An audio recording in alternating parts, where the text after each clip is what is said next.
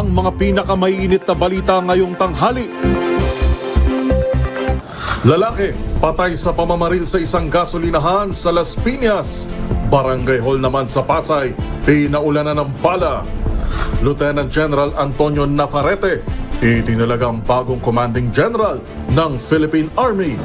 Kongresistang napitigang nanonood ng sabong habang nasa sesyon, iginit na dapat mag-sorry ang kumuha ng litrato sa kanya.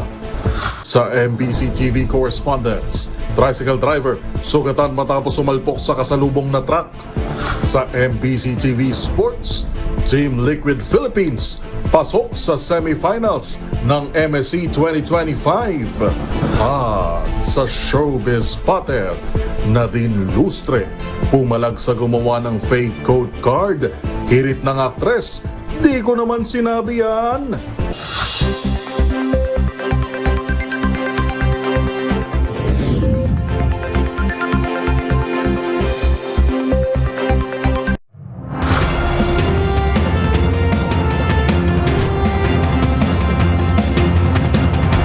Bawat balita, makabuluhan.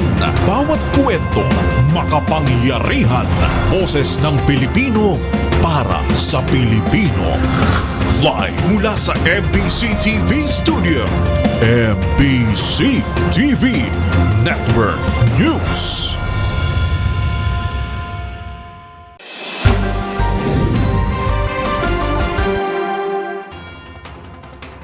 Pilipinas, una sa ating mga balita. Patay ang isang lalaki matapos pagbabarilin ng riding in tandem sa isang gasolinahan sa Alabang Zapote Road sa Barangay Pamplona 1 sa Las Piñas City. Kita sa CCTV, bandang alas 9:45 kagabi, ang Toyota Hilux ng 31 anyos na biktima na magpapagasolina lamang nang biglang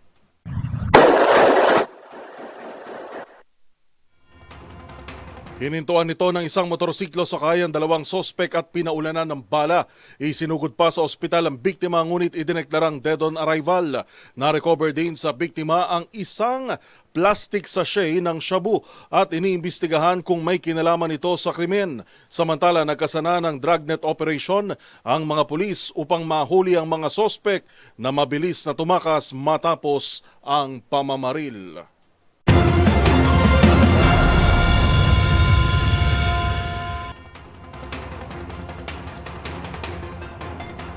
Nabasag ang katahimikan ng dilim ng paulanan din ng bala ang isang barangay hall sa Pasay kaninang madaling araw.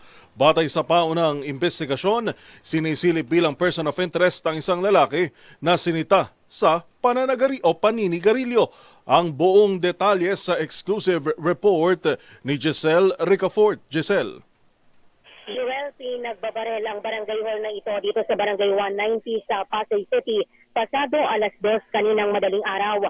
Ang sabi sa DZRH ni Colonel Joselito Di Sesto, ang hepe ng Pasay City Police 3 beses binaril ng suspect itong barangay hall kung nasaan ang 3 tanod noon. Tumagos sa loob ng opisina ng barangay ang mga bala pero sa kabutihang palad walang nasugatan o nasawi sa mga tao sa loob. Ayon sa mga testigo, isang lalaking nakaitim na hoodie jacket, bonnet at itim na short ang namaril dito sa barangay hall. Pakinggan natin ang isa doon sa 3 barangay tanod na nasa loob ng tanggapan nang mangyari ang pamamarila. Kaming 3 tanod na naka-duty ng gabi. Siyempre, nagbabantay kami. Mga panggabi kami. Kaya bigla na lang may sunod-sunod na putok. 3, 4. Siyempre, ang namin, bigla kaming napabalikwat. Kumobile muna kami, tapos, yun na. Hindi kami muna lumabas. Kinumpirma naman ni Colonel Di Sesto na meron na silang person of interest dito sa nangyaring pamamaril na kanila na raw na tinutugay-gayan ngayon. Ito raw yung lalaking residente rin dito sa barangay na nasita ng kanilang barangay chairman kagabi dahil sa paninigarilyo na kanya umanong ikinagalit. Pakinggan natin ang hepe. So ayon sa ating pagtatanong din sa ating barangay kapitan, kagabi daw meron siyang nasita na isang individual. Ayun ang kanyang sinasabi na suspect sa ating pamamaril. Tinuturing na natin siyang isang person of interest kasi siya nga yung nasita ni Kapitan kagabi. So, ongoing ang ating investigation. Nandito na po yung SOCO na nagkakandak ng technical investigation. At the same time, yung ibang tropa natin nagkakandak na rin sila ng backtracking sa mga CCTV footage sa mga CCTV dito sa area ng barangay. Para sa MBC TV Network News, ito si Giselle Ricaport para sa DZRH, una sa Pilipinas, una sa Pilipino. Live mula sa Pasay City, maraming salamat, Giselle Ricafort.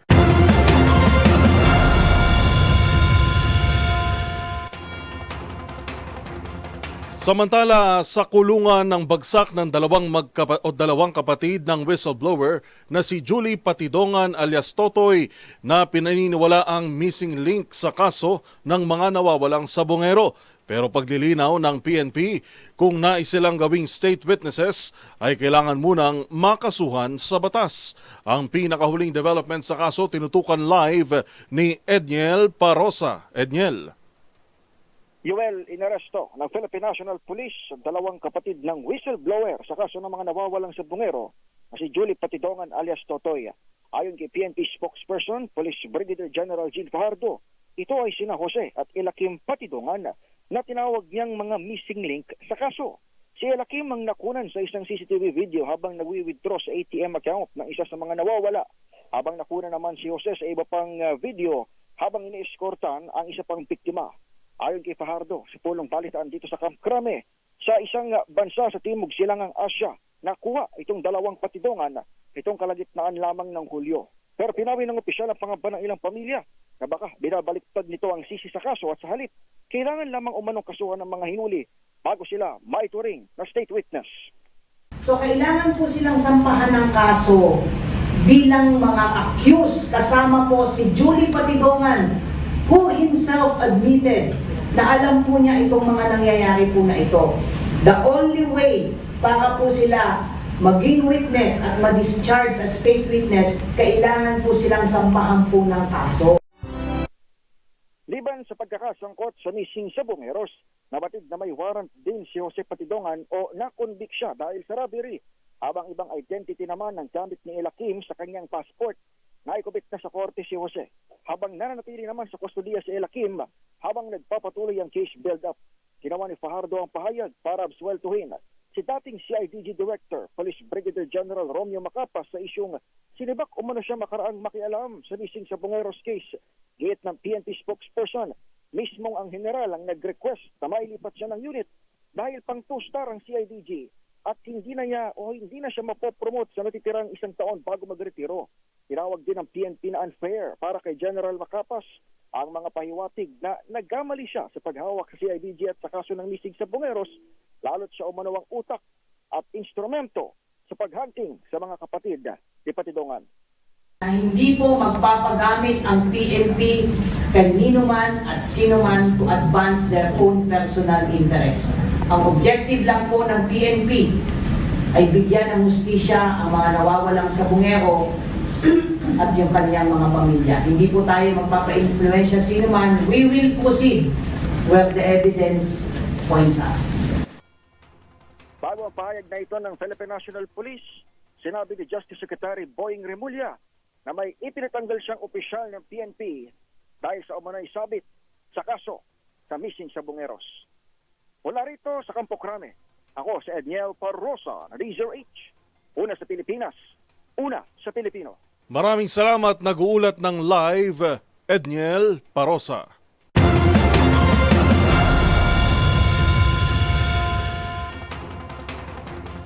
Samantala, mula sa pagiging hepe ng Western Mindanao Command, pinangalanan na ni Pangulong Ferdinand Marcos Jr. bilang bagong Commanding General ng Philippine Army si Lieutenant General Antonio Nafarrete. Kumpiyansa naman ang Pangulo na magagampanan ni Nafarrete ang kanyang trabaho kahit pa sa gitna ng mataas na geopolitical tension. Kilalanin siya sa live report ni Lev Narciso. Miss Let. Jr. si Lieutenant General Antonio Nafarrete bilang bagong pinuno ng Philippine Army. Si Nafarrete ay dating hepe ng Western Mindanao Command. Pinamunuan niya rin ang 1st Infantry Division at ang Joint Task Force Zampela ng West Mincom.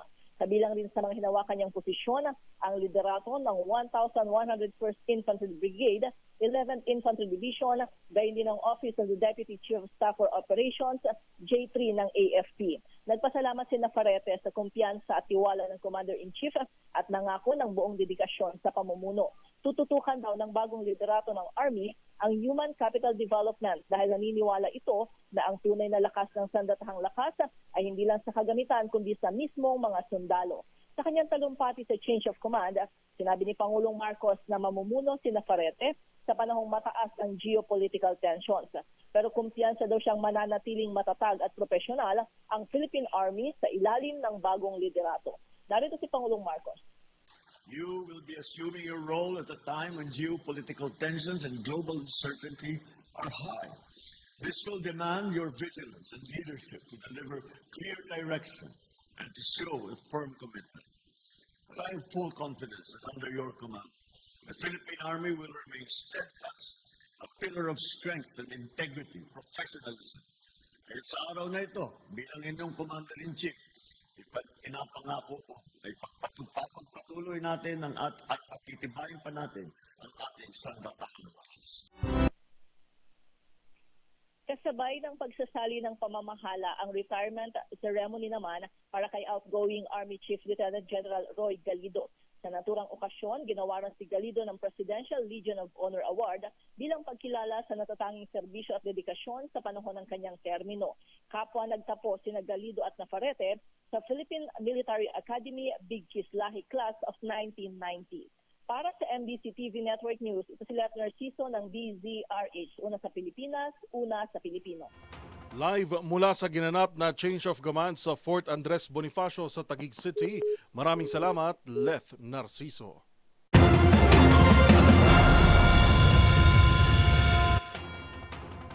Sa iba pang balita, isiniwalat ni Senator Panfilo Ping Lacson na higit sa 60 kongresista ang sila ring palang kontratista ng kanilang mga proyekto. Mungkahi pa ni Lacson, dapat magkaroon ng independent body sa labas ng Kongreso na siyang tututok sa kontrobersyal na flood control projects, lalo't ilan din mismo sa kanila ang umano'y pasimuno ng anomalya. Tinutukan yan ni Kyle Bulyas. Maraming kongresista ang nagsisilbi ding kontraktor ng kanilang mga proyekto. Yan ang inihayag ni Senator Panfilo Lacson sa DZRH kasunod ng direktiba ni Pangulong Bongbong Marcos na imbestigahan ang mga palpak na flood control projects. Sa programang 2x2, isiniwalat ni Lacson na noong 2022 mayroon umanong 67 mga congressman ang mga kontraktor din. Matanong ko yung isang kaibigan kong congressman. Kasi nga, naging curious din ako. Kasi bagong bukas yung kongreso eh. Sabi ko, ilan na baka ako ngayon yung sa bilang mo? Ilan na yung contractor dyan sa inyong dyan sa batasan?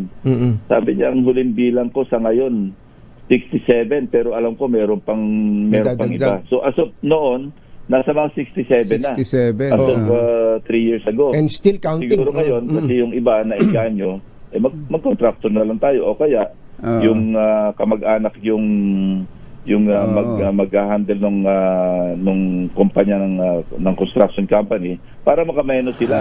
Matatandaang sa ika-4 na sona ni Marcos, inatasan nito ang Department of Public Works and Highways na magsumite ng listahan ng mga flood control projects sa buong bansa upang magkaalaman na kung alin ang totoo at ghost projects lamang. Sabi ni Lacson, mas makabubuti kung magkakaroon ng independent body na magsasagawa ng investigasyon.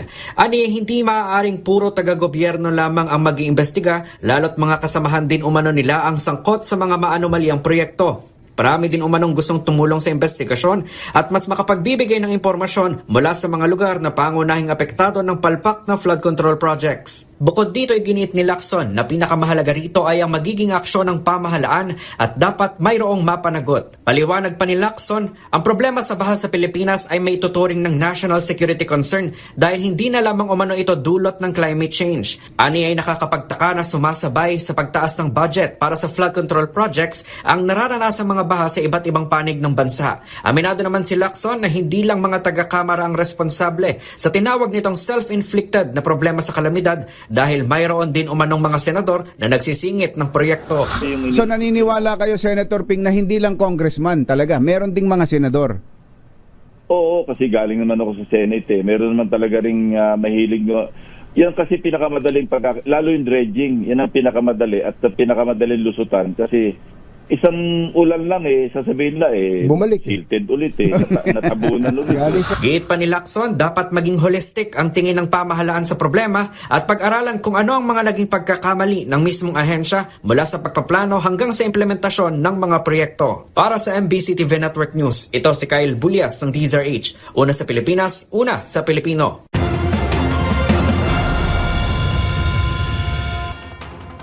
Sa iba pang balita, iginiit ni AGA Party List Representative Nicanor Nick Briones na dapat humingi ng paumanhin sa kanya ang kumuha ng litrato na napitikan siyang nanonood ng online sabong. Ito'y matapos aminin ni Briones na siya ang nahuling nanood ng sabong sa kalagitnaan ng sesyon ng Kamara noong Lunes. Sa panayam ng DZRH, sinabi ni Briones na nakagawa ng malaking skandal ang kumuha ng litrato at sa party list na kanyang kinakatawan. Muling iginit ng kongresista na hindi siya mahilig sa sabong at tiningnan lang umano ang message ng kanyang pamangkin. Tama lang naman. Siya ang mangunang magkumingi ng paumanhin sa publiko kasi nakagawa siya ng malaking para iskandalo sa akin, aming party list. Yung kumuha nun, dapat kung siya naman medyo nahihiya sa akin, sa institusyon na nagulo, yung ating House of Representatives, pwede siya lumantad at humingi ng paumanhin. Pero sabi ko nga, ilatatawad ko na siya.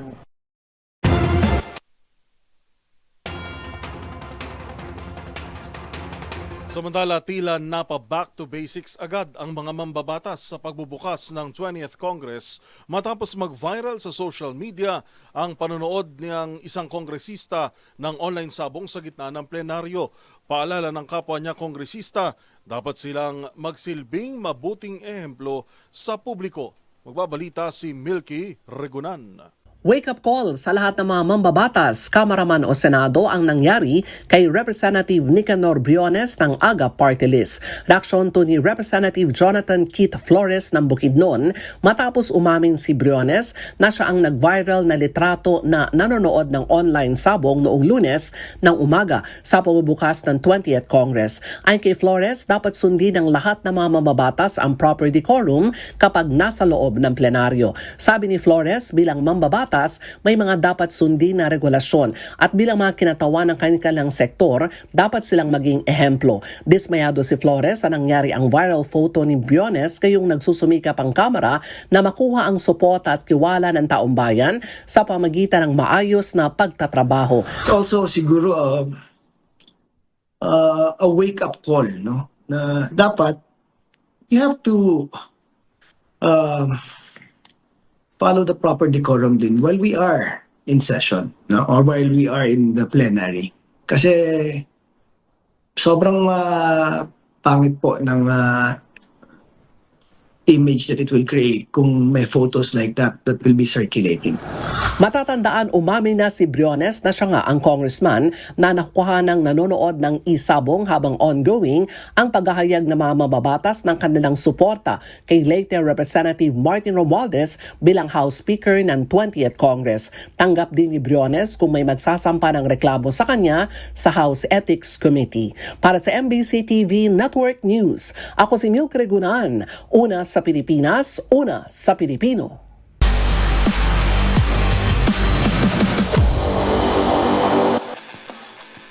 Sa mundo ng esports, pasok na sa semifinals ng Mid-Season Cup ang Philippine representative na Team Liquid Philippines.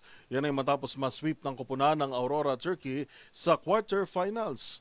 Narito ang report ni Matchpoint, Millie Borja.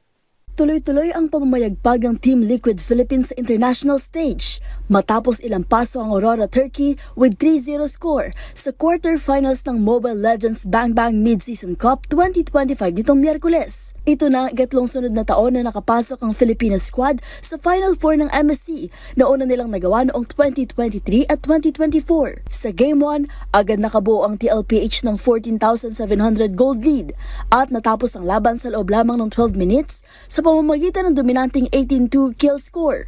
Nagpakita ng lakas si Carl TC Nepomuceno sa pamamagitan ng Lancelot na may 508 KDA at double kill para isara ang unang laban. Sa Game 2, binandera naman ni Kel Oheb Soriano ang Filipino squad sa pamamagitan ng Maniac gamit ang Granger. Kasunod ang isang 4-4 non-team wipe na naglagay sa kanila sa match point. Hindi pa rin tumigil ang TLPH sa Game 3 kung saan hindi nila napabayaan ng isa pang outer turret ng kalaban at natapos ang serye sa loob lamang ng 18 minutes. Si Sanford Vinuya ang nanguna sa Game 3 na may perfect 503 KDA gamit ang CC. Sa tagumpay na ito, pasok na sa semifinals ang TLPH at maghihintay na lamang ng mananalo sa pagitan ng Onyx Esports ng Indonesia at Mythical Seal ng Myanmar para sa tsansang makasungkit ng pwesto sa Grand Finals. Para sa MBC TV Network News, ito si Mili Borja ng DZRH TV, una sa Pilipinas, una sa Pilipino.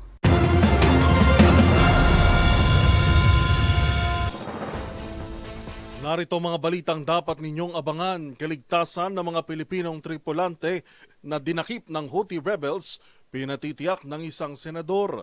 Sa MBC TV Global Arson, sinisilip na dahilan sa matinding wildfire sa Spain.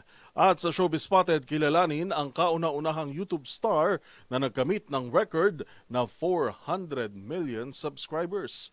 Lahat ng yan sa pagbabalik ng MBC TV Network News.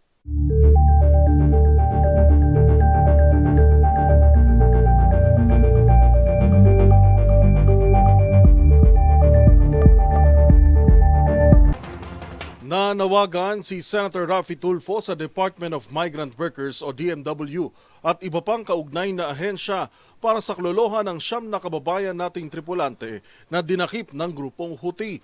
Bilang chairman ng Senate Committee on Migrant Workers, nais niyang repasuhin ang deployment policies ng mga kababayan natin na nasa high-risk zones. Narito ang report ni Raymond Dadpaas. Mahalaga na matiyak ang kaligtasan ng 9 na seafarers na hawak ngayon ng rebelding Houthi ng Yemen. Ito ang panawagan sa pamahalaan ni Senador Raffy Tulfo bilang chairman ng Senate Committee on Migrant Workers. Kasunod dito ng kompirmasyon ni Secretary Hans Leo Kakdak ng Department of Migrant Workers o DMW na hawak ng mga Houthi ang 9 na kababayan nating seafarers mula sa inatake at lumubog na MV Eternity Sea. Sila ay bahagi ng 21 Filipino crew ng barko. Para kay Tulfo, malaking bagay na makumpirmang buhay ang mga seafarers. Hinimok nito ang DMW at iba pang ahensya ng pamahalaan na magtulungan upang hindi lang matiyak ang kaligtasan ng mga seamen, kundi makauwi ang mga ito sa kanilang mga pamilya sa lalong madaling panahon. Sa report sa kanya ng DMW, ang Department of Foreign Affairs na ang nakikipag-ugnayan sa bansang Oman na siyang tumulong noon sa mga tripulante ng MV Galaxy Leader na naipit din sa nasabing lugar upang matukoy kung nasaan ang 9 na Pinoy seafarers mula sa MV Eternity Sea. Ito ay upang mapabilis ang anumang rescue operation o negosasyon. Sabi ni Senador Raffy, magpapatawag ito ng pagdinig ng kanyang Committee on Migrant Workers upang repasuhin ang mga umiiral na polisiya sa pagpapadala ng mga Filipino seafarers sa mga tinatawag na mga high-risk zones. Kabilang sa mga tatalakayin ay kung dapat na bang magkaroon ng mandatory security assessment sa mga mapanganib na ruta at kung kinakailangan ng magpatupad ng total deployment ban sa mga lugar na may mataas na banta sa buhay at kaligtasan ng ating mga seafarers. Kabilang sa mga itinuturing na high-risk area para sa mga seafarers ng International Bargaining Forum ay ang Red Sea at Gulf of Aden, partikular na sa Bab el-Mandeb Strait na nagkukonekta sa Red Sea at Indian Ocean kung saan malakas ang pwersa ng mga rebelding Houthi ng Yemen. Ang Gulf of Guinea sa Africa na mataas ang kaso ng piracy, armed robbery at kidnapping, at ang Black Sea na apektado dahil sa nangyaring giyera sa pagitan ng Russia at Ukraine. Para sa MBC TV Network News, ito si Raymond Dadpaas ng DZRH, una sa Pilipinas, una sa Pilipino.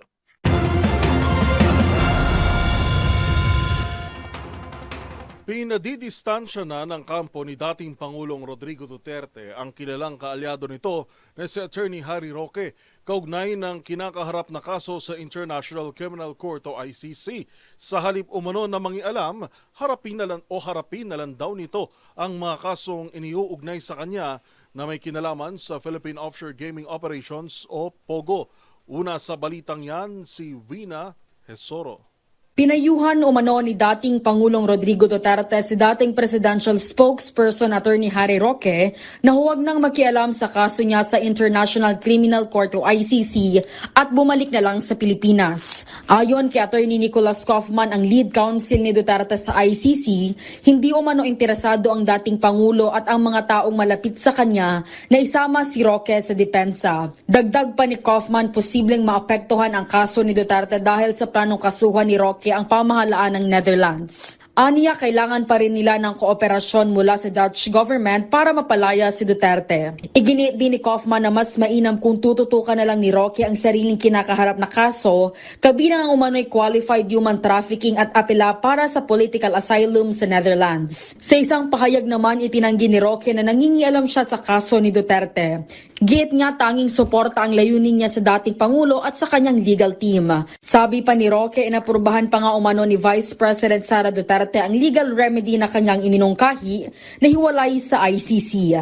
Tinawag din niyang ad hominem o personal na atake ang mga pahayag ni Kaufman at hinimok itong mag-focus na lamang sa pagpapauwi kay dating Pangulong Duterte sa Pilipinas ng buhay.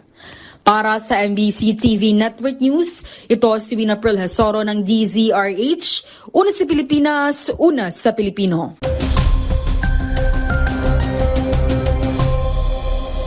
Isang panibagong low-pressure area ang nabuo sa Hilaga sa labas ng Philippine Area of Responsibility.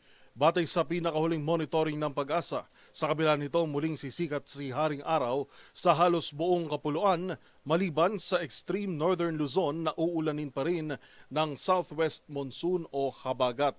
Asahan pa rin ang pabugso-bugsong ulan sa Ilocos Norte, Apayao at Babuyan Islands. May kalat-kalat na pagulan din sa karatig rehiyon na Central Luzon, kasama na rin ang nalalabing bahagi ng Ilocos, Cordillera at Cagayan Valley. Sa Metro Manila, iwasang lumabas ngayong tanghali o ihanda ang payong dahil sa alinsangan at matinding sikat ng araw. Sa pagpasok ng Agosto, tinatayang magpapatuloy ang maalinsangang panahon sa Kamaynilaan at kung may mga pagulan man, magiging mahina lamang ito.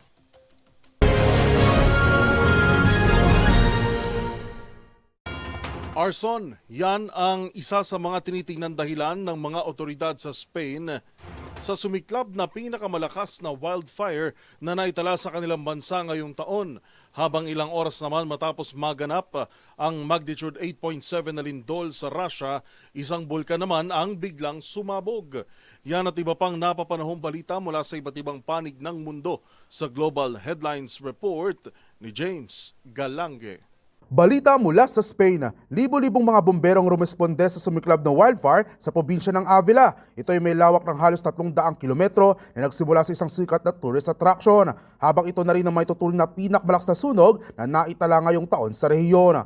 Sa inisyal na investigasyon, tahasan daw mo nitong sinudog ng isang individual o ang tinatawag na arson at hindi ito dahil sa nararanasang heatwave sa Europa. Aabot na sa 19 na kaso ng intentional fires ang naitala sa nasabing probinsya habang wala namang naitalang casualty mula sa nasabing insidente. Sa iba pang balita, ilang oras matapos ang malagim na 8.7 magnitude earthquake sa bahagi ng Kamchatka Peninsula sa Russia, isang bulkan naman ang sumabog sa nasabing bansa. Ito ang Kluchevsky Sopka, ang pinakamataas na bulkan sa Russia na nagpakawalan ng lava at usok na aabot sa 15,000 feet. Habang isa rin anala ito sa mga pinakaaktibong bulkan sa Europa at Asia kung saan nakapagtala na ito ng 18 pagsabog mula pa noong taong 2000. Ngunit masaya namang ibinahagi ng isang local city government na malapit sa bulkan na wala naman raw umanong naitalang pinsala o casualty mula sa nasabing pagsabog. At yan naman nakalap nating balita mula sa iba't ibang panig ng mundo. Para sa MBC TV Network News, ito si James Galange ng DZRH TV, una sa Pilipinas,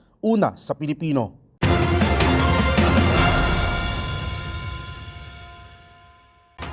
Muli namang nagsama-sama ang iba't ibang business leaders sa bansa para sa golden o 50th anniversary ng Employers Confederation of the Philippines o ECOP. At kasabay ng engrandeng milestone na ito ang pagkilala sa mga natatanging individual na nakiisa sa advokasya at misyon ng kanilang organisasyon mula pa noong 1975. Ang mga detalye alamin sa report ni Arnold Herrera. Kasabay na kanilang Golden Anniversary, binigyang pagkilala ng Employers Confederation of the Philippines o ECOP ang ilan sa mga natatanging individual na nagpamalas na hindi matatawarang ambag bilang boses ng business sector sa Pilipinas. At kabilang na nga yan, our very own MBC Media Group Chairman, Mr. Fred J. Elizalde. Fit for a legend ang mala-grand entrance na pagpasok ni Elizalde bilang dati at unang ECOP president sa red carpet ng Fiesta Pavilion sa Manila Hotel. Kasama ang kanyang anak, ginawaran nito ng Lifetime Achievement in Leadership bilang pagkilala sa husay, dedikasyon at serbisyo nito sa ilalim ng ECOP sa loob ng maraming taon. Kahanay rin itong pinarangalan ng dati at kasalukuyang ECOP presidents na sina Attorney Michael Varela at Sergio Ortiz Luis Jr. Para kay ECOP Organizing Committee Chairman Cesar Mamon, ang kanilang pagtitipon ng national business leaders higit sa pagbabalik tanaw ay isa ring call to action bilang nation builders kasabay ng digitalization ng Philippine business landscape.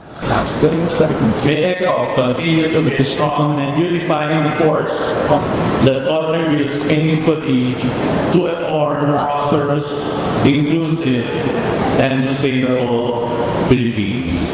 Bahagi rin ng kanilang Golden Years of Service ang 46th National Conference of Employers kung saan nagsagawa ito ng panel discussions at forum kasama ang iba't ibang stakeholders mula July 29 hanggang 30. Kasabay nito, ilulunsad na rin ang kanilang flagship program na Elevate, Sustain, Grow. Alinsunod sa Environmental Social Governance Trifaceted Approach para sa inobasyon, inklusyon at sustainability ng business sector na nakaangkla rin sa kanilang national development. Taong 1975 pa nang bigyang buhay ang ECOP at magsilbing boses ng Philippine employers kaugnay ng iba't ibang labor, employment at national policies.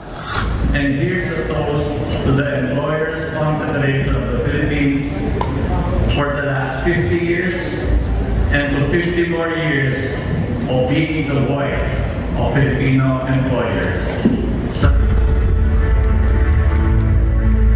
Para sa MBC TV Network News, ito po si Arnold Herrera ng DZRH TV. Una sa Pilipinas, una sa Pilipino.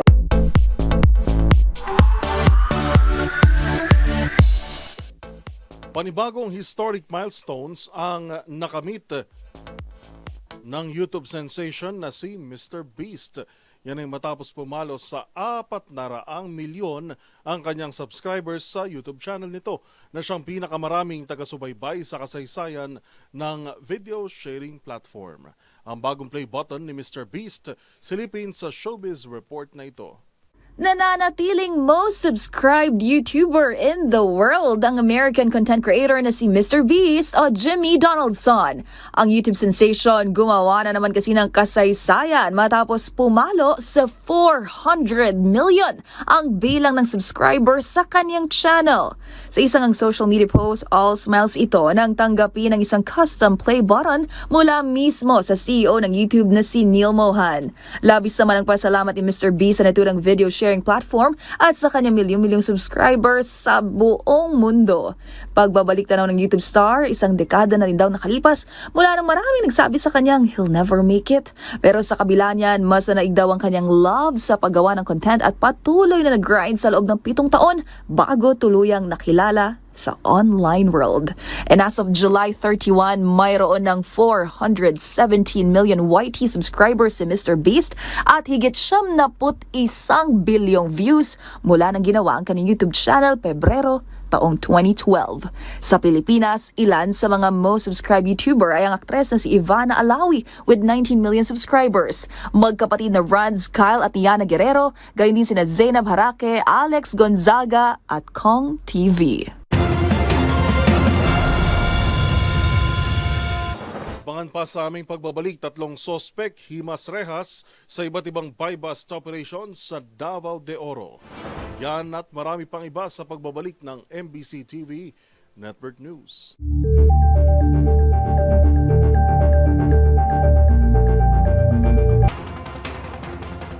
Sa pagpapatuloy ng ating balitaan, sugatan ng isang tricycle driver matapos sumalpok ang sinasakyan nito sa kasalubong na truck sa Orion, Bataan. Ang biktima napagalamang humaharurot nang maganap ang aksidente.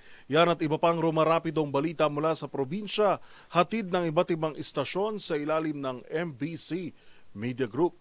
Sugatan ng driver ng tricycle matapos bumangga ito sa kasalubong na truck sa kaba ng National Road, Barangay Balagtas, Orion, Bataan, alas 9:40 ng umaga kahapon. Sa initial na investigasyon, isang Isuzu truck na minamaneho ni Jomel Barot Pagdilaw, 24 anyos, mula sa Balanga City, ay isang tricycle na minamaneho ni Roberto Arjona, residente naman ito ng Barangay Puting Buhangin, Orion. Wala unong maipakitang lisensya at rehistro itong si Arjona. Ang motorsiklo na may sidecar ay sakay itong si Ismael Carlos Pagyo, 55 taong gulang. Batay sa salaysay ng isang saksi, mabilis umano ang takbo ng tricycle at sinubukang iwasan ang isang signage, ngunit nabangga pa rin ito at tuluyang bumangga sa kaliwang bahagi ng truck. Dahil dito nagtamo ng sugat sa ulo ang driver ng tricycle at agad dinala sa St. Michael Hospital sa Orion. Ang mga sasakyan at driver ng truck ay dinala sa Orion Municipal Police Station para sa kaukulang investigasyon. Para sa MBC TV Network News, RH37, Danny Kumilang, una sa Pilipinas, una sa Pilipino.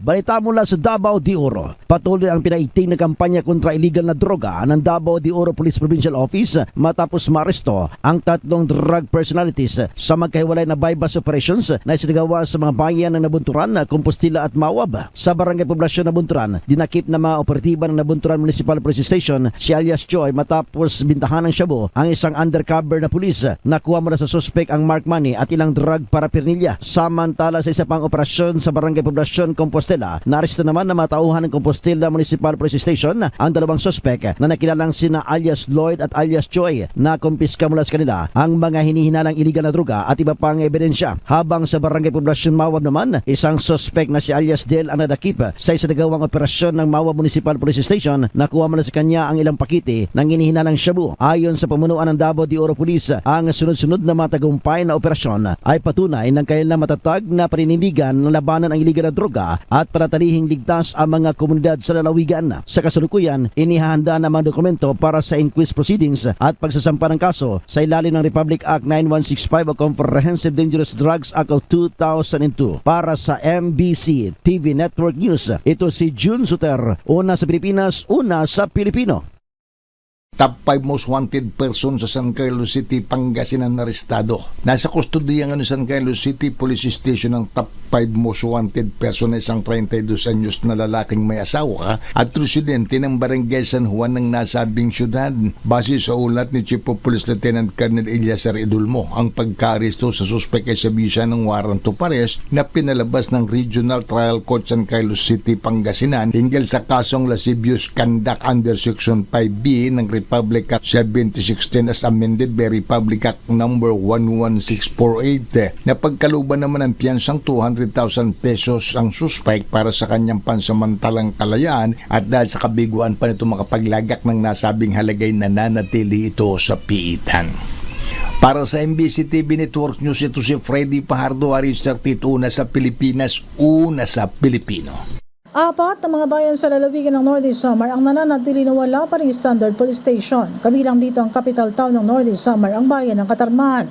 Kabilang rin sa mga bayan ang isla ng San Antonio. Pero ongoing na ang bidding dito at sa lalong madaling panahon nakatakda ng konstruksyon. San Vicente at bayan ng Silvino Lubos. Ngunit nakatakda na rin dito sa bayan ng Silvino Lubos ang groundbreaking. Samantala sa Katarman, una lang sinabi ng local government units na may allocated na lupa para sa bagong police station at pundo na lamang ang hinihintay. Kahapon nagkaroon naman ng blessing sa bagong standard police station sa bayan ng Capol, Northern Samar na dinaluhan ng PNP officials mula sa Eastern Visayas. Mula sa MBC Network News, RH34 Jane Galit Pantayan ng DZRH, una sa Pilipinas, una sa Pilipino.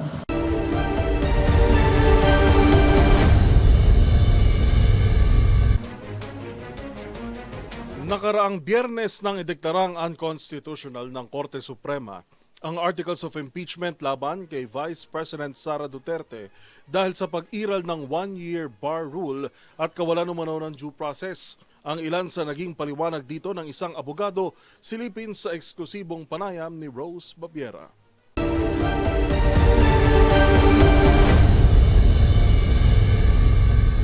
Pwede niyo po bang ipaliwanag itong ruling na ipinataw po ng Korte Suprema sa Articles of Impeachment na inihain laban kay VP Sara Duterte?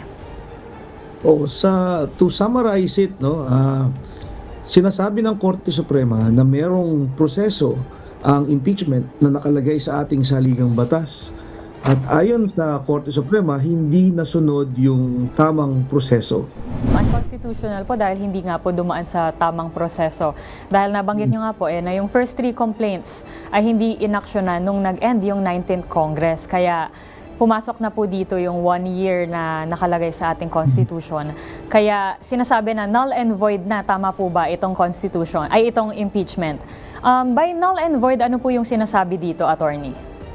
So, ang sabi ng Korte Suprema ay hindi ito maaaring gamitin para litisin o magkaroon ng trial kay VP Sara. Dahil ayon sa Korte Suprema, ito ay walang bisa. Produces no legal effects. Sabi pa nung ponente o nung sumulat ng desisyon, there is a right time to do the right thing the right way. So parang dapat itama lang ang proseso. Yun ang hinihiling.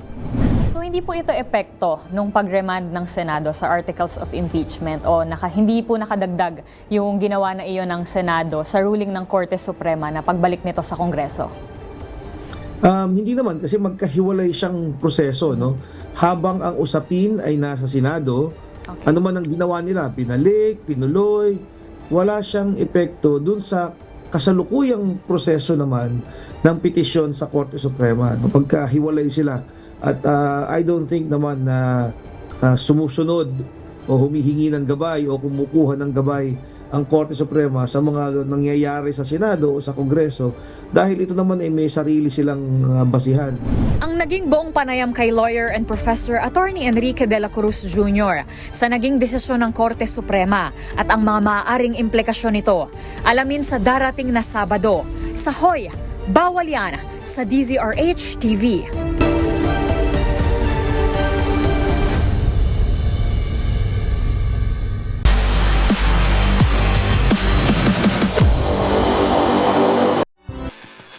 Opisyal nang binuksan sa publiko ang mga pasilidad ng Philippine Sports Commission para sa track and field. Yan ay alinsunod sa direktiba ni Pangulong Ferdinand Marcos Jr. sa kanyang nagdaang State of the Nation address na buksan ang naturang mga pasilidad bilang lugar ng pag-eehersisyo. Ang anunsyo tutukan sa report ni Matchpoint Millie Borja. Bukas na sa publiko ang mga pasilidad ng Philippine Sports Commission o PSC para sa track and field bilang bahagi ng inisyatiba ng pamahalaan upang hikayatin ang mas aktibong pamumuhay ng mga Pilipino.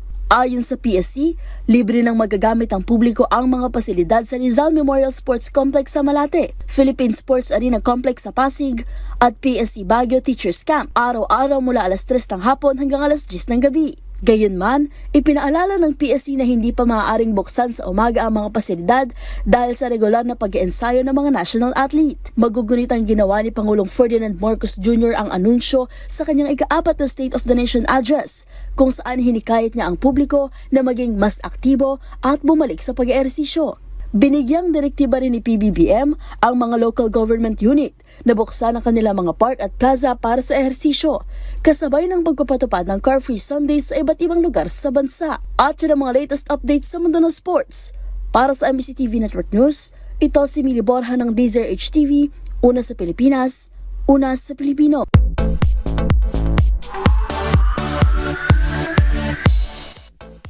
Hindi pinalampas ng aktres na si Nadine Lustre ang isang fake code card online. Dito kasi mababasa ang pahayag daw ng aktres tungkol sa tinatawag na mirror method. Ang pag-resback ng aktres sa naturang chismis vlog tutukan sa showbiz report na ito. Parang di ko naman po sinabi yan. Yan ang diretsang hirit ni Nadine Lustre matapos makarating sa kanya ang isang quote card online. Sa viral post kasi ng page na may pangalang Chismis Vlogs, makikita ang larawan ng aktres sa tila pahayag nito tungkol sa tinatawag na mirror method. Say pa ni Nadine, ang mga page na ito basta-basta na lang daw makapag-post ng content. Baka sa quarter 4 ng taon ay mabuntis na naman siya. Biro pa ng aktres, di ko nga alam kung ano yung mirror method na yan. Ang alam lang daw niya ay yung Mirror Mirror na kanta ng Norwegian pop duo na M2M. Pero on a serious note, sa pamamagitan ng isang hiwalay na post para kay Nadine, hindi siya naniniwala sa mirror method. Paliwanag ng aktres, para sa kanya, hindi raw kailangang suklian ang kakulangan ng iba. Ang mas mahalaga niya ay laging piliin maging mabuti kahit walang kapalit. Samantala, si Nadine Lustre nga muling mapapanood sa Metro Manila Film Festival sa Disyembre at sa taong ito, magsasanay puwersa sila ni Unbogable star Vice Ganda sa comedy drama na Call Me Mother. Para sa MBC TV Network News, ito po ang showbiz angel ng DZRH TV, una sa Pilipinas, una sa Pilipino.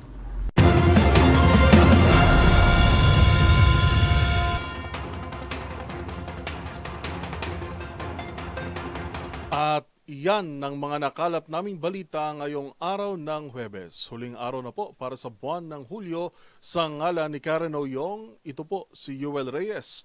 Magkita-kita tayo muli bukas araw na ng Biyernes para sa mga balitang makabuluhan, mga kwentong makapangyarihan. Hatid ang boses ng Pilipino para sa Pilipino. Ito ang MBC TV Network News. Una sa Pilipinas, una sa Pilipino.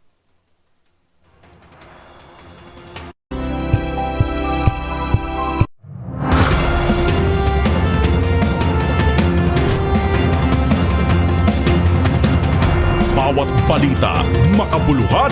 Bawat kwento, makapangyarihan.